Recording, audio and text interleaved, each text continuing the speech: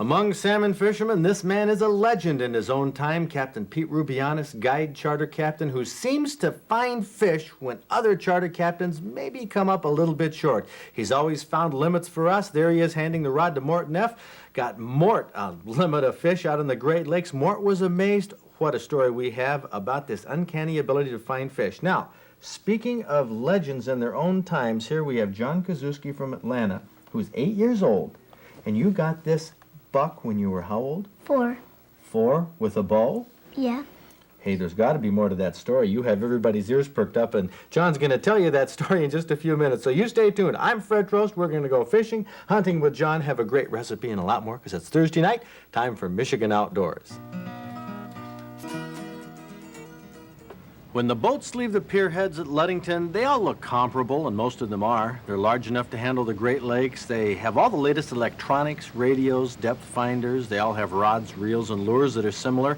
Electric downriggers. The charter captains all have their licenses and adequate insurance coverage, and most of the charter captains are good fishermen. Some are excellent fishermen, and a few are uncanny in their ability to locate and catch fish. Now, an extraordinary fisherman who we've fished with a number of times is Pete Ruboyianes. Rough weather, calm weather, you name it, he's caught us limits of fish at all times of the year. Now, most of our trips, we've fished away from the pack, away from other boats, and Pete caught us limits. And Mort Neff said that Pete is the best captain he's ever fished with on the Great Lakes. And I've been asking why. What did Pete Ruboyianes find about fishing that makes him more successful? Well, there's a lot of things you can say, Fred. You know, it's hard to pinpoint any one thing. It's a number of many different things that makes a difference. It's a lot of small things that people miss that make a good fisherman versus the regular things like, first of all, you're not going to catch fish if you're not over them. And people will run a certain patterns and stuff and the fish aren't going. They say the fish aren't going. Well, no, because you're not in them. That's one thing. Well, how do you find them then? Everybody out there is trying to find the fish or not? The biggest thing is put effort towards learning it. It isn't something you're just going to pick up in a day. I've been doing it for 11 years, and you go by past experiences, and you just tuck this all away in your mind, and those fish are just like anybody else. When you get up in the morning, have your coffee, and go to work, the fish will do this under a certain wind condition, or a certain wave condition, or a certain current condition, and this is stuff people don't even think about, and that's one of the little things that makes a big difference, and it takes a matter of years to pick up on that stuff, and there's only a certain handful or a percentage of fishermen that are capable of doing this. There's a lot of people that will catch fish if they are over them at the time. And there's a small handful of people that can find them and locate them and bring them back to the dock. Pete brings fish back to the dock all right. Not just from his boat, but from the other boats in the fleet that fishes with him. They produce too. I talked with Gary Monte, who charters the boat Champagne, see if he could shed some light on maybe what is Pete's sixth sense? Pete, the legend, the guy who seems to deliver, that is talked about as having a sixth sense. Does he have a sixth sense, or has he got some connection or some electronics or something on board? What is it with him? Pete's no doubt about a top-notch fisherman, very consistent, and a sixth sense. I think that could be it, Fred. You know, one thing about if something isn't going on in one area or something's not working, Pete's not afraid to go someplace else. May venture out to deeper water, or even pick up and run out to deep water and go someplace else. And he's a smart fisherman. Pete's been at it a while, and he puts together a good program. And he's nobody you don't put down. You know, he's there every day, and he does a good job. But when he picks up and moves, why does he usually move to a spot that's better? Well, that's, you know, there's a reason. He's thinking, okay? You think, well, you know, the way your winds are working or something, you know, okay, the fish aren't here. They got to be someplace. You know, maybe they're deeper or they're further north, further south. It's knowledge of fishing is sport and understanding fish somewhat. You know, whatever, how much you can understand a fish, you know, but, you know, he makes good moves. Well, Gary Monte calls it good moves, but why does Pete make more good moves than most?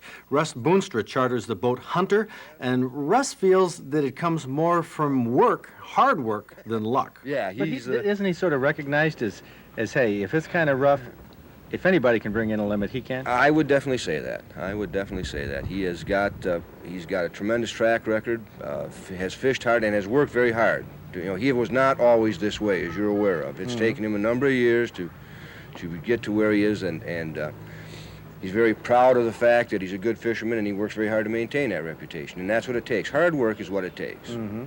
There's no doubt in my mind that if you don't work hard enough at what you're doing, especially fishing, you're not going to be very lucky or successful. Terry Promowitz from the Candyman wonders, though, if there isn't a little bit of that magic touch. There's been times where we'd be fishing right along there, and all of a sudden I see him pull up all his rods, just take off. So I get on the radio and say, "Pete, what'd you hear, you know? Did you hear anything?" He said, "No, just don't feel right here, so I got to move." And by God, he just finds them. I don't know how he does it, but he just does it. I think it's a born instinct or something, but I've been trying to work on that and trying to learn it myself, but it's tough to do. It really is. Yeah, anybody can pull up the lines because it doesn't feel right. Oh, yeah. But it's where they stop the boat the next time. Definitely, yeah. But, you know, I tell you, 9 out of 10 times he sets right down on them fish, you know, and he gets them going. So he's just a hard guy to beat out there, I'll tell you. He's good. He's real good. Those unexpected moves marvel other fishermen, and it appears that Pete is heading out to no man's land. But Pete has his own theory about his fish.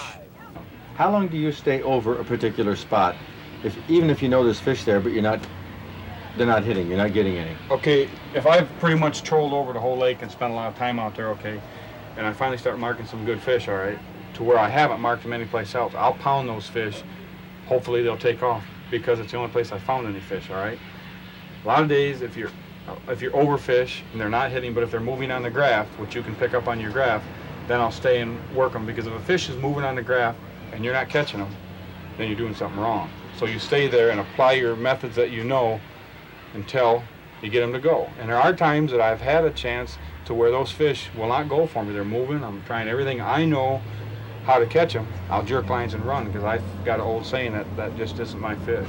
And a lot of days it makes a difference. I've done the same thing in a pack of boats. 5, 6 boats will be hitting fish. I can't get them going. So you leave? I'll pull the lines and run. I just figure they're not my fish. I'll pull the lines and I'll go, and I'll find some more fish, okay? And it sounds crazy, but over the past years that I've done that, it pays off. I mean, they're not my fish. I can't get them going. I'm not going to stay there and rack my brains. I'm going to get off, and I'm going to do something differently. And most of the time, you'll come out on top. Pete Ruboyianes comes out on top more often than not. Look at our track record fishing with him over the past 4 years. When we went out with Mort Neff on a terrible day, we got more than a limit of fish. Went out a day earlier than that. It was rough in the evening. My son got a great Chinook salmon he was proud of. A year earlier than that, Sherry Marshall, a good friend from Lansing, went out and got a great trophy along with a limit. We fished with Storm and Norman Cash on another bad day and got him a limit of fish. Why, wherever we've fished, spring, fall, we've taken limits. His boat, well, it's called the Dreamweaver. He's a wealth of information and experience. He's willing to share it, but if he could bottle it, he'd be rich. Pete Ruboyianes, hard work plus a magic touch. That's what sport fishing legends are made of in Michigan outdoors.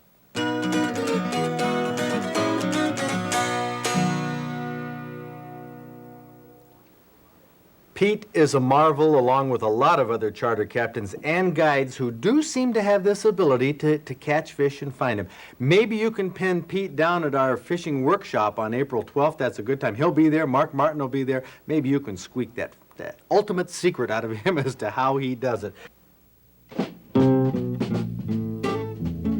This is the kind of perch that's fairly common at this time of year. A female full of eggs, most of her weight's in her belly, but it totals up to a master angler qualifying 1 pound 14 ounces. This fish was 14 inches long.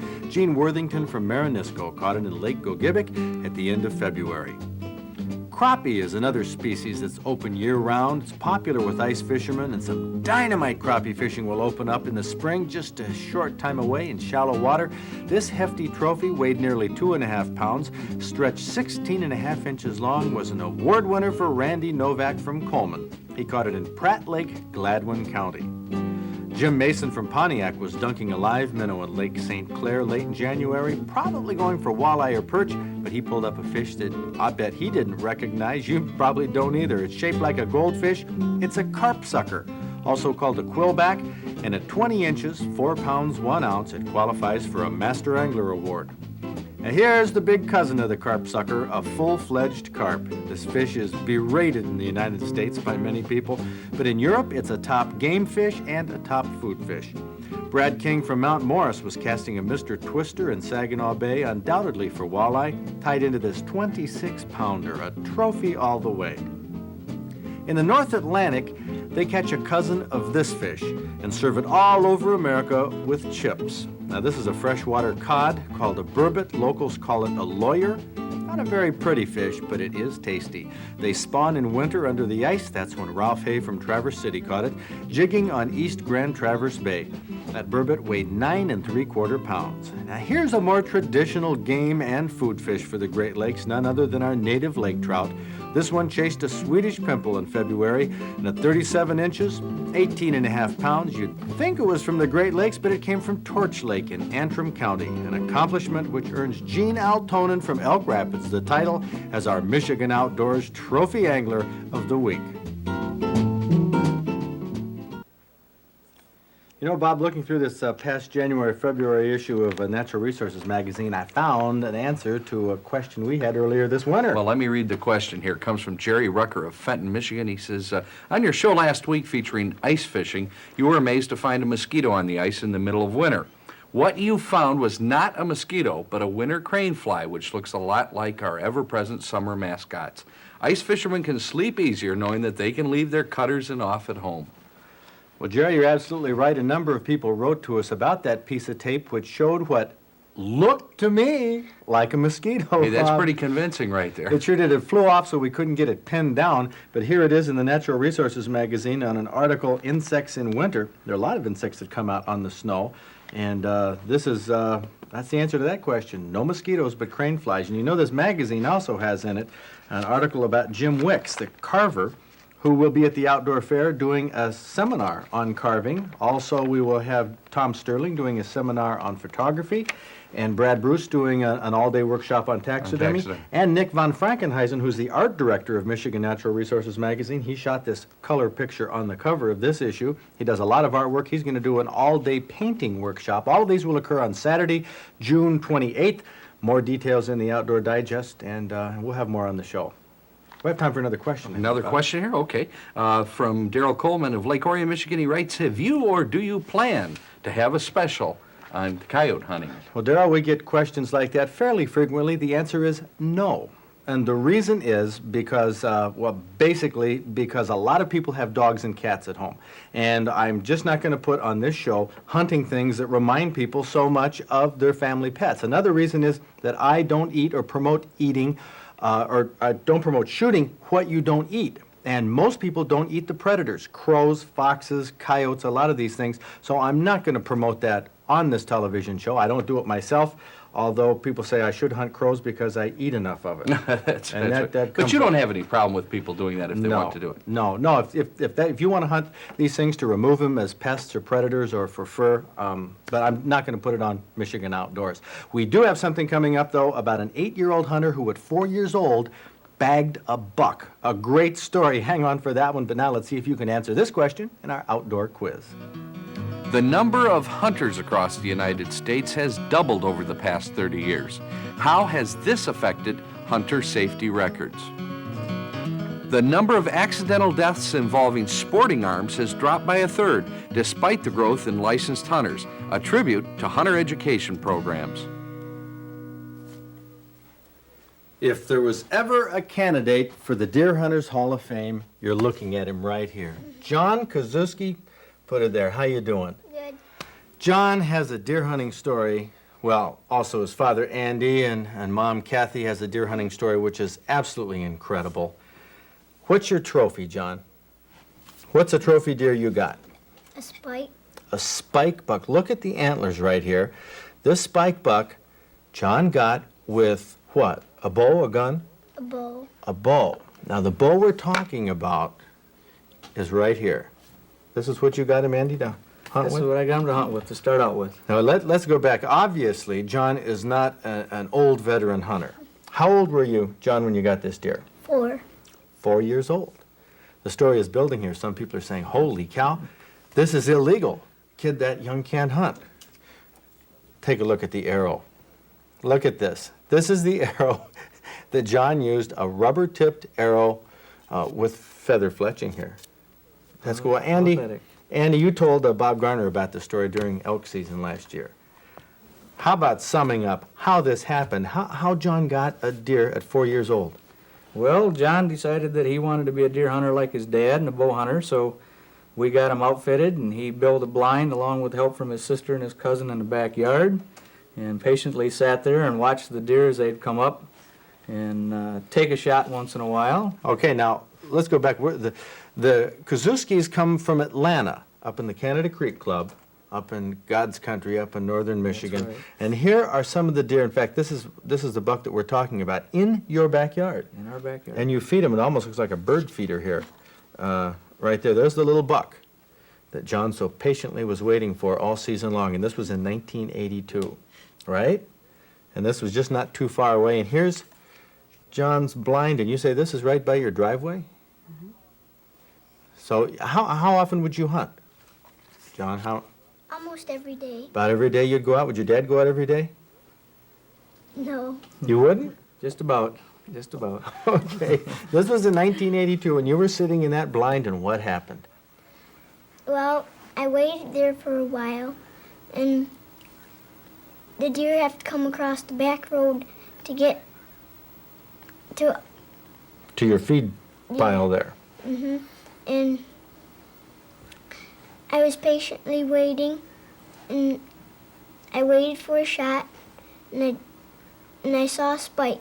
So I waited until he turned right, and he wasn't looking at me, and I drew back my bow, and I took a shot, and I hit it.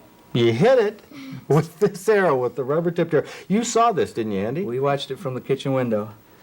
And he made a good shot. Of course, obviously, the deer was unhurt. But now, how do we explain the trophy? Well, after the event happened, the deer kept coming back to the feeder as the seasons progressed and as winter came along. And we watched out the window one day and watched him lose his last antler right by the feeder. We went out and were able to recover both of them. Both antlers, which were mounted, then this is a classy little mount. It was done by a friend of ours in Onaway. That's great. John, you take hold of that. I'll tell you what I'm going to do. You're going to be a lifetime member of our outdoors club, okay? And you got one of the last hats like that with that patch. Another thing, you can bring John up to the outdoor fair. We'd love to. Because I tell you why, we have a duck calling contest. And you folks haven't seen anything yet. John, here he is at 8 years old right now. Go ahead, give us a lesson in duck calling.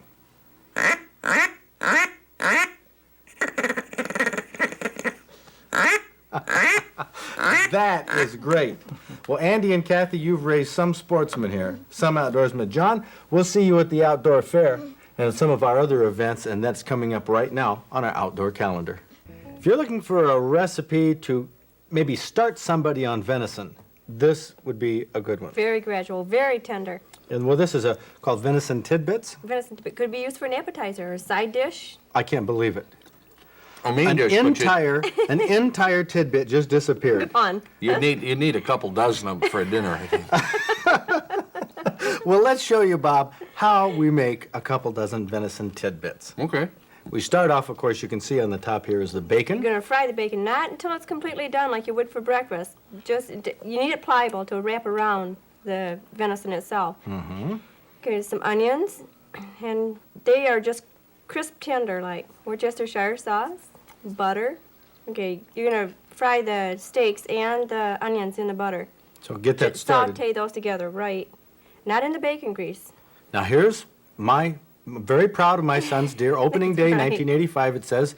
I like labeling game that way in the freezer. You know. Beats the old method I used to use. I throw it in And a bag. This method of wrapping and freezing game beats any other method Oh, I've used definitely. There's no freezer burn. too. at Freezer all. wrap on the outside and then some Saran wrap like. type of thing on the inside. That's right. You slice these thin. Now, you can take a bigger piece and then pound it out, but this is just exactly the right Well, look size. how tender that is. That's the loin along the back. Oh, Very man. good. Okay, and this doesn't take very long to saute either. You can saute this in the onion, or in the butter with the onion. All together. There we go. Now, it's so important to remind people not to cook it very long. Don't overcook it. You need just a couple sprinkles of this, really, not too Of much. the Worcestershire sauce. That's right, because you don't want to overpower your meat. These are small tidbits. The venison does not have fat in it, so it's tender and juicy as long as you don't cook the daylights out of You're it. going to take just a couple minutes, like you said. There it is, looking done. Now that is the brown side that has the blood starting to come out, and this all happens in a matter of seconds. That's right. 10, 15 seconds. As the blood is coming out, that means that the juices are leaving the inside. So you want to take it off right away. You can have those done just like you would your steak, medium rare, however you wanted them.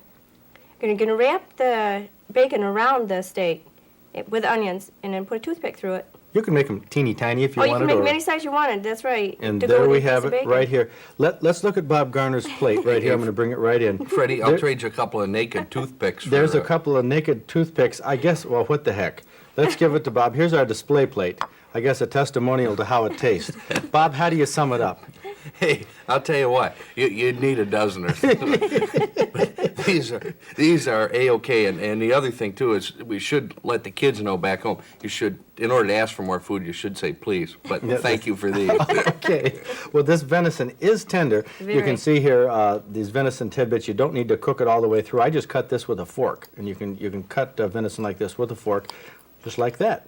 And I don't think the bacon is overpowering, do you? No, it doesn't. It's absolutely delicious. That's Well, right. it complements That's right. the flavor of the venison that doesn't have not fat real in it. smoky, that's right. Venison tidbits.